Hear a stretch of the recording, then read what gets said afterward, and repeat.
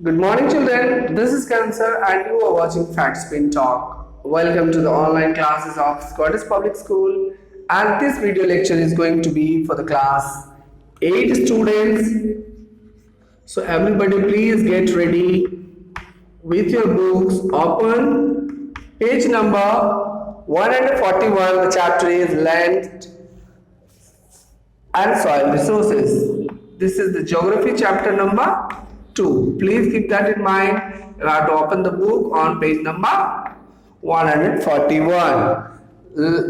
What is the chapter's name? And Land and Soil Resources. Soil resources.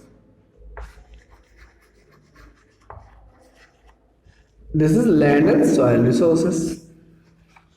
So in this chapter we are going to study what we will study, bacha. So we will study in this chapter land resources. As we all know that the land is very much important resource which is gifted to us by the nature. Without land we cannot imagine of our life. Our life cannot exist on this planet without the land and soil. Because all kind of activities, whether you can say any kind of production activity, farming activity, or if you are a student also, you need school, you need a place to play, you need a place to study, you need a house to stay. Everybody needs land and soil. Without these things, we cannot imagine our lives.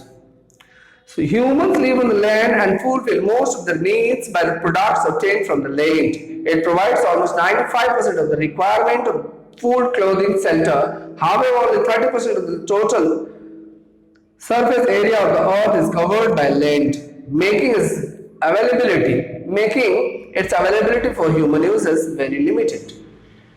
The total surface of the earth, suppose that this is the earth, so you can say only 30%, like this much percentage.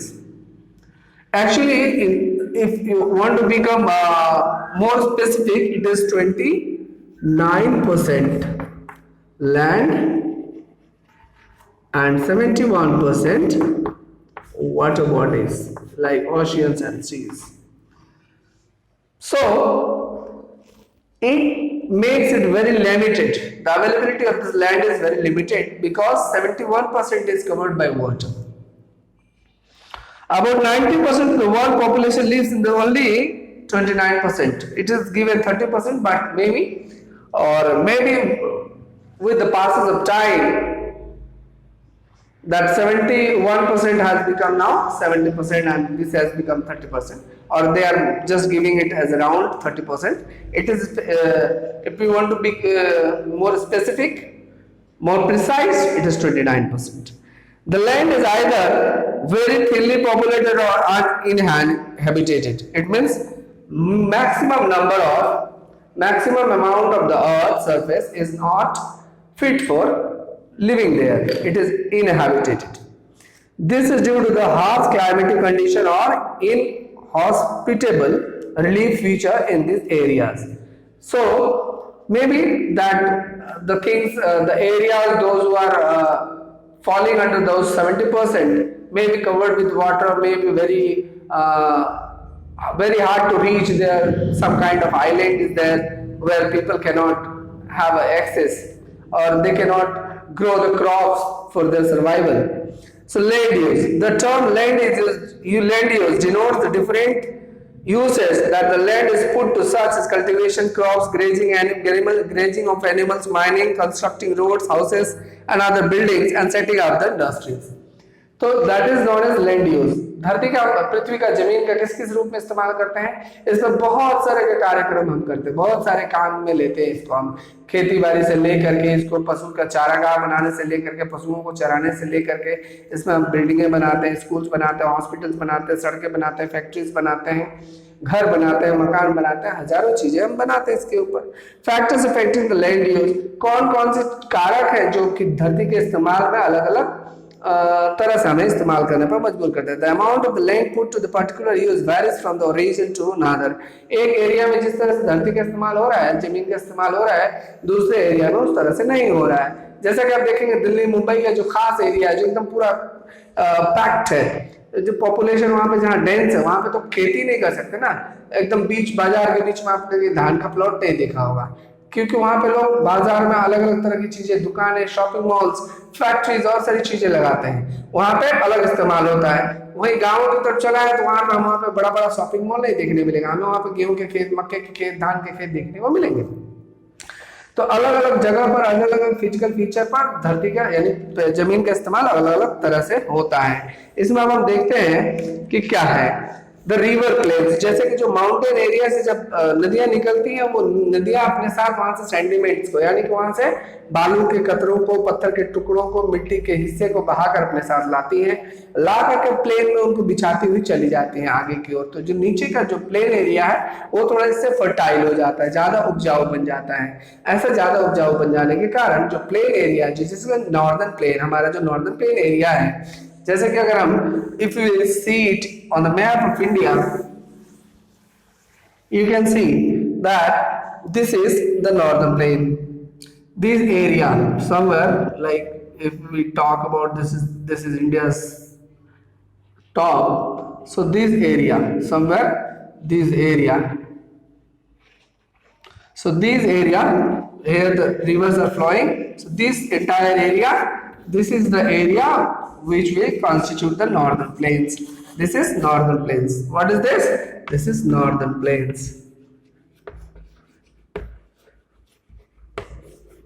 So this is how the northern plains becomes very fertile, because the rivers are carrying the silt with them, the alluvial soil with them, and they are depositing it in this region, like states like Punjab, Haryana, Uttar Pradesh, Uttarakhand, Bihar, even Bengal also, Odisha, Madhya Pradesh, everything. So this area becomes what? This area becomes very fertile. Most of the crop, wheat, rice, maize, etc. are produced in this northern plain region. So rivers which are made up of rich alluvial deposits are very fertile. They are thus used for the cultivation of crops. The Ganga plain in India and the Huanghe basin in China are good examples. The high mountain slopes may not be suitable for agriculture, but their thick forest cover and scenic beauty is a source of attraction for the tourists. The alpine meadows provide excellent grazing grounds for the sheep. कई जगह पे इसका अलग अलग तरह से इस्तेमाल, कहीं पे फसल उगाने के काम आता है, कहीं पे पहाड़, पर्वत, झरने, बहुत सारे वाटरफॉल्स सीनिक ब्यूटी क्रिएट करते हैं जो कि अपनी और टूरिस्ट को आकर्षित करते हैं। उसी तरह से कई घास के मैदान है, जैसे कि आप देख सकते हैं प्रेरीज के बारे में, सवाना है और वेल्स है साउथ अफ्रीका में। इस तरह से ये सब क्या घास के मैदान है, जीव जंतु जानवरों को खाने के लिए घास मुहैया कराते हैं। इसी तरह प्लेटिव होता है। प्लेटिव क्या होता है? वो प्लेन से थोड़ा ऊंचा और माउंटेन से थोड़ा नीचा होता है। इस एरिया में क्या होता है? बहुत सारे मिनरल्स डिपॉजिट पाया जाता है, जैसे इसमें माइनिंग एक्टिविटीज को ज्यादा से ज्यादा किया जाता है। ह्यूमन एंड इकोनॉमिक फैक्टर्स क्या होता है? These are also important in determining the type of the land use. For example, in densely populated areas farmlands or the forests may be cleared for constructing buildings, roads and railways to meet the demands of the people.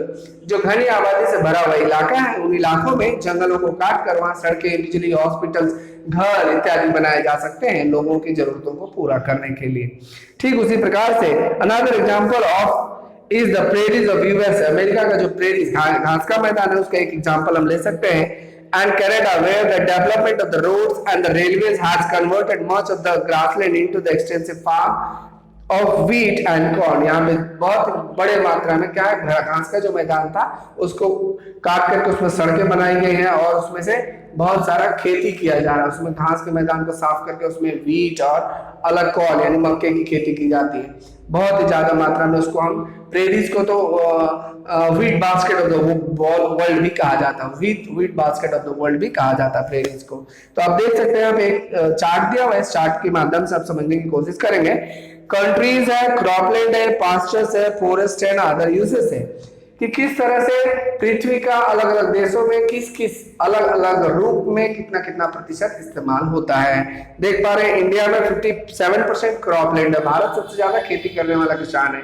कुछ वर्ष पहले तक कहा जाता था भारत किसानों का देश है और यहाँ पे 70% आदमी लोग किसानी यानी खेती बाड़ी कृषि के काम से जुड़े हुए हुआ करते थे, परंतु अब ये धीरे धीरे परसेंटेज घट करके 57 पे आ चुका है क्योंकि हमारी आबादी भी बढ़ती जा रही है। और जब भारत आजाद हुआ तो लगभग 70 के 90% लोग किसानी से जुड़े हुए थे, परंतु धीरे धीरे ये प्रतिशत घटता गया। किसान धीरे धीरे व्यापारी से बिजनेसमैन से और कुछ शहरों की तरफ पलायन करते चले गए। गाँवों में क्या हुआ, धीरे धीरे क्रॉप्स के जो फार्म लैंड थे, जो कल्टिवेबल लैंड था जिसको एरेबल लैंड कहते हैं, वो धीरे धीरे घटता चला गया। लोगों के परिवार बढ़ते गए, खेतों में मकान बनते चले गए। जो गांव आज से 1 किलोमीटर दूर हुआ करता था, 10 साल बाद देखेंगे तो वो पूरा कवर करके गांव हमारे करीब आ गया है। गांव के बीच की दूरियां कम होती गई इस तरह से, क्योंकि खेतों में लोग घर बनाते चले गए। आज मान लीजिए एक किसान है, उसके 5 लड़के हैं, 5 लड़कों में 1 बीघे खेत की बंटवारा करते हैं, 10 बीघे खेत का 2-2 बीघा मिलता है, सभी लोग अपना अपना घर बनाते हैं। उसमें फिर धीरे धीरे जो एरेबल लैंड है, जो कल्टिवेबल लैंड है, वो घटता चला जाता है। इसी तरह से इंडिया में 57% हम लोग खेती बाड़ी में इस्तेमाल करते हैं। पास्चर यानी जानवरों को खाने के लिए जो घास का मैदान, उसमें सिर्फ 4% है हमारे पास। फॉरेस्ट यानी हमारे पास जो जंगल है वो 22% है। और दूसरे चीजों में जैसे कि बिल्डिंग, हॉस्पिटल, हाउसेस और सब चीजों में हमने जो जमीन को लगाया वो 17% लगाया हुआ है। यूके यानी कि ब्रिटेन की बात कर लेते हैं, वहाँ 29% खेती बाड़ी होता है, 29% जमीन पर ही खेती बाड़ी होती है क्योंकि वहाँ का क्लाइमेट भी बहुत ठंडा है, वहाँ पे बहुत सारी चीजें तो उगाई नहीं जा सकती, इसलिए वो लोग हमसे कॉटन उगवाते थे, नील की खेती करवाते थे। चलिए आगे देखते हैं पास्चर। वहाँ घास का मैदान की अगर हम बात करते हैं तो ये 46% है, फॉरेस्ट 10% है और अदर यूसेज में 15% इन्होंने लगा रखा है। अब वही अमेरिका की बात करें तो 21% खेती बाड़ी, 26% घास का मैदान और जंगल 32% और दूसरे यूसेज में 21%। वहाँ पे बहुत सारे इंडस्ट्रीज वगैरह भी है, बहुत सारे वहाँ पे मल्टीनेशनल कंपनीज के हेड ऑफिस भी। ऑस्ट्रेलिया में 6% क्रॉपलैंड है। ऑस्ट्रेलिया में खेती बाड़ी बिल्कुल भी कम होती है, वहां पे ज्यादातर लोग खाने की चीजें इंपोर्ट करते होंगे, दूसरे देशों से मंगवाते होंगे। 56% पास्चर है, वहां पे ज्यादा खेती घास का मैदान है। 32% जंगल और 21% लोग वहां पे अपने अलग इस्तेमाल में लगाते हैं। ब्राजील का भी वही हाल है, चाइना भी, चाइना में देख सकते हैं आप 10% क्रॉपलैंड, वहाँ खेती बहुत कम होती है, यानी सबसे ज्यादा हमारे भारत में खेती होती है, इसलिए भारत को किसानों का देश कहा जाता है।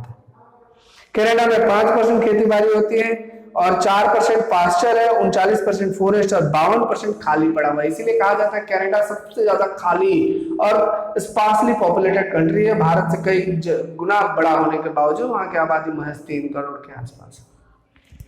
ये आप पढ़ेंगे, इसको अच्छे से स्टडी करेंगे टेबल को, इसके बाद आप देख पाएंगे कुछ क्वेश्चंस यहाँ पे कुछ पॉइंट्स दिए हुए। Name the countries that are the highest percentage of the under land under crops pasture, इसको आपको बनाना है बढ़िया से। आप देखेंगे 1 2 3 3 क्वेश्चंस, 3 पॉइंट्स दिए गए हैं। कंजर्वेशन ऑफ लैंड, मिट्टी को बचाना हमारे लिए क्यों जरूरी है, कंजर्वेशन कैसे कर सकते हैं। जमीन को बचाने के लिए सबसे पहली बात है, जैसे कि जब बरसात होती है, बरसात में धरती का जो है ना मिट्टी का कटाव हो जाता है, जिसे हिंदी में भूक्षरण, इंग्लिश में सॉइल इरोजन कहते हैं। तो इससे हमें बचाना चाहिए। कैसे कर सकते हैं हम? Land is the finite resource, to make optimum utilisation of the land its use should be planned properly. इसका हमें इस्तेमाल बहुत ही ढंग से करना पड़ेगा। The nature of the land needs of the local people have to be taken into the account while preparing the land into plan. Under planned and the haphazard land use may cause serious problems like the shortage of the farmland, soil erosion and the desertification. Desertification मतलब जो उपजाऊ भूमि है वो धीरे धीरे बंजर हो जाएगी, रेगिस्तान बन जाएगी। तो इस तरह की चीजों में हमें बहुत ही बुद्धि से इसका इस्तेमाल करना चाहिए। क्या क्या मेथड्स है, कैसे कैसे हम जमीन को बचा सकते हैं, उसका कुछ पॉइंट्स दिया हुआ है यहाँ पे।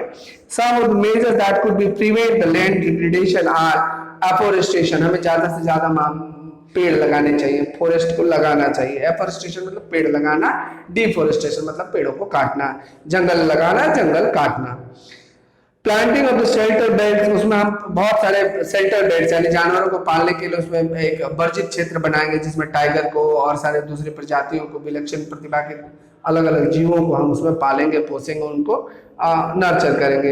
कंट्रोलिंग सॉइल इरोजन, ज्यादातर पेड़ पौधे लगाकर हम उसमें क्या सॉइल इरोजन, मिट्टी के कटाव को, मिट्टी के क्षरण को, मिट्टी भूख क्षरण को बचा सकते हैं। चेक ऑन द ओवरग्रेजिंग, ज्यादातर घास के मैदानों में क्या होता है, घास को गाय भैंस चल जाती है, बारिश आते है मिट्टी नंगी हो गई रहती है, मिट्टी समझ लो ऊपर से घास छिल दिया जाता है तो कट जाता है जब, तो वो मिट्टी को ज्यादा ही नुकसान करता है, घास बाइंड करके यानी बांधे रखता है, ये हम देख सकते हैं। उसको हम कम कर सकते हैं। Control use of the fertilisers and pesticide, उसमें हम खाद, मनोअर और पेस्टिसाइड्स को कम डालेंगे। Control of the wasteful mining, जो हानिकारक जो माइनिंग है उसको हमको नियंत्रण में करना होगा। Proper and management of the wastelands, फालतू वाली जो जमीनें हैं जो वेस्ट हो चुके हैं जिसमें प्रोडक्शन नहीं हो रहा, उनका भी हमें सही सही प्रबंधन करना होगा। सॉइल रिसोर्सेज, सॉइल रिसोर्स तो हम जानते हैं। सॉइल प्रोफाइल क्या होता है, देखिए soil is the uppermost layer of the earth crust, धरती का सबसे ऊपर वाला हिस्सा को हम सॉइल कहते हैं।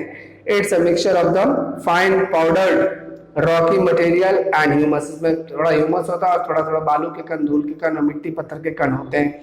The thin top layer of the soil is important for the growth of the plants, ऊपर का जो पहला एक पतला सा परत होता है वो पौधों के ग्रोथ के लिए बहुत ही जरूरी है। The process by of the soil formation is very slow, मिट्टी के बनने का जो प्रक्रिया है बहुत ही स्लो है। It takes around thousands of years to get a 2 to 3 centimetre thick layer of soil, 2 से 3 सेंटीमीटर इतना सा भी जमीन बनाने में कई हजारों साल लग जाते हैं। Soil profile, soil develops in the horizontal layer, soil इस तरह से फैलता जाता है।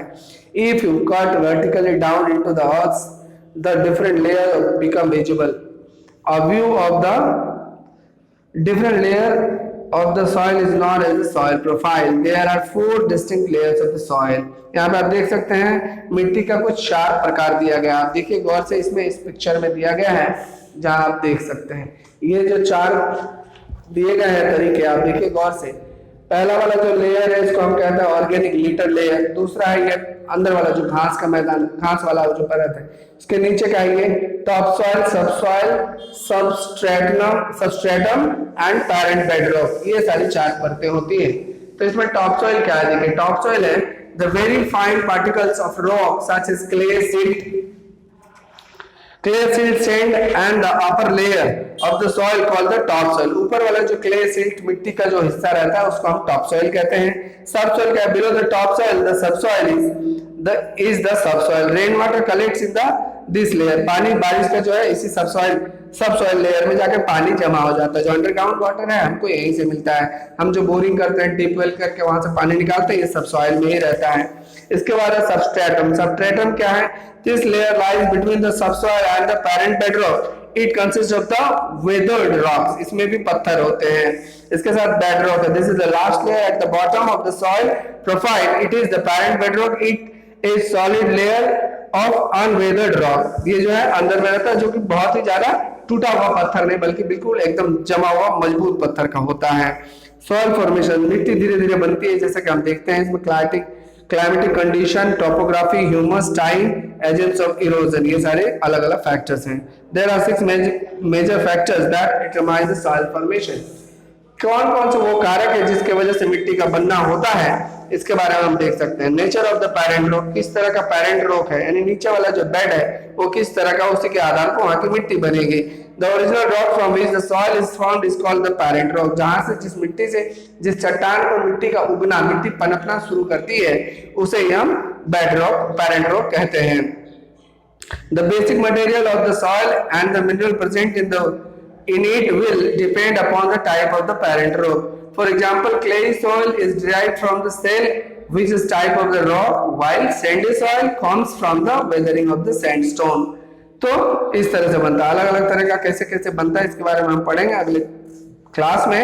और अभी मैंने आप लोगों को तो दिया था 1AB बनाने के लिए, आपने बना भी लिया था, तो आगे हम पढ़ेंगे। आज के लिए कोई होमवर्क नहीं है आपका। Thank you.